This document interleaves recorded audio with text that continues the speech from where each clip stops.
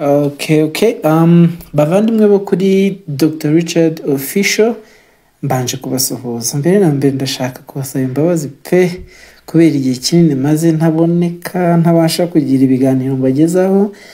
Hari byinshi byari bimpugije ariko si bibi, ni byagombaga gutuma ngaruka ndi umunyamwuga kurushaho. Ndishimye cyane rero ko ngarutse kandi nkaba ngarukanye amakuru meza ngiye kubasangiza.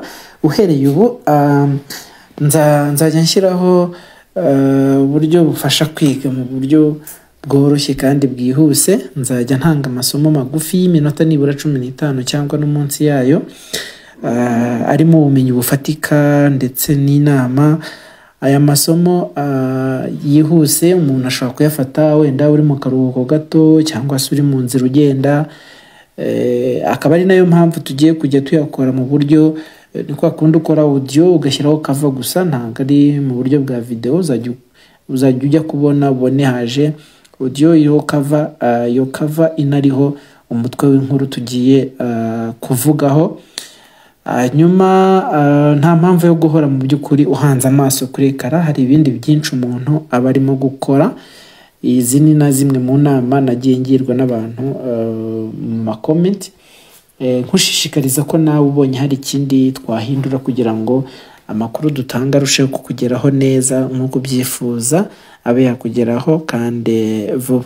Ikindi ngiye kujya nkora video mu ndimi ebyiri, Icyongereza n'Ikinyarwanda, kugira ngo turusheho gufasha abantu bose bo muri iki gice cyangwa se abantu bose bakunda kuza kuri iyi channel yacu. Niba ukunda ururimi rumwe kuruta urundi, uzajya ubona ibisobanuro n'ubundi by'ingenzi cyangwa se binahuye n'ibyo twasobanuye mu rundi rurimi. Ubufasha bwanyu rero nk'uko mutahwemye kubumpa n'ubu ngubu ndabukeneye.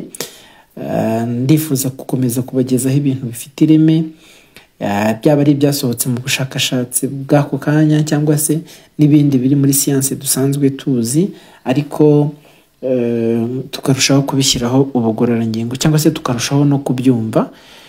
Reka ne gukomeza kwizimba mu magambo rero. Murakoze kubwo kudahwema kudusiporta cyangwa se kudufasha, kandi ntegereje gukomeza gufatanya namwe kugira ngo iyi channel yacu ariyo yanyu ikomeze izamuke. Mbifurije ibyiza byinshi, ishya n'ihirwe, muhahe muronke kandi mugire amahoro.